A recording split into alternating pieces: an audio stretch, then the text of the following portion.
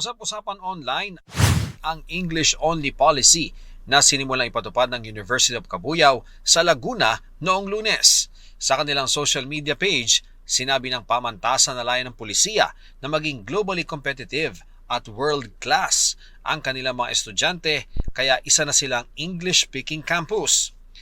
Lahat ng transaksyon o engagement ng mga opisyal, mag-aaral, empleyado o sino mang tauhan ng universidad dapat in English at for strict compliance daw. Wala na sa kanilang social media page ang anunsyo. Pabor kaya ang mga estudyante ng pamantasan sa English-only policy? Pabor naman po, it enhances our skills po to speak English fluently. Para rin po sa ma-develop yung natin professionally po. Dapat may specific, hindi po compliance, na strict compliance po ang paggamit ng English po. Kasi po, minsan tayo, pag nasa discussion na po tayo, hindi po naman talaga direct na fluent kami sa English kasi hindi naman po talaga, yun ang pinakaunang namin salita or gamit na wika. May i-revise lang po siguro sila sa sa policy ang ipapatupad po. Sabi naman ng grupong Gabriela Youth, English only? No way! Nakababahala raw ito at isang indikasyon kung gaano na kalala ang pagyakap sa utos ng dayuhan.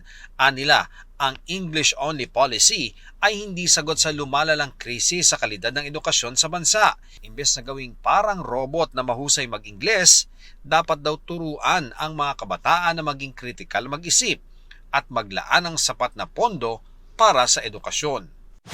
Sabi naman ni Commission on Higher Education Chairman Prospero de Vera III, kinausap niya ang presidente ng pamantasan ng Cabuyao para maunawaan ang naging basihan at intensyon ng English-only policy.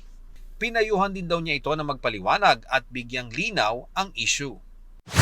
Nanindigan naman ang pamantasan na ipagpapatuloy nila ang English-only policy sa kabila ng mga batikos. This is a program just to raise the level of English proficiency in the campus.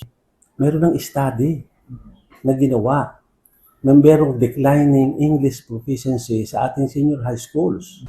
May nilinaw rin ang kanilang presidente tungkol sa pulisiya. Actually, yung aking inilaunch ay talagang hindi naman ko tinatawag na English-only policy.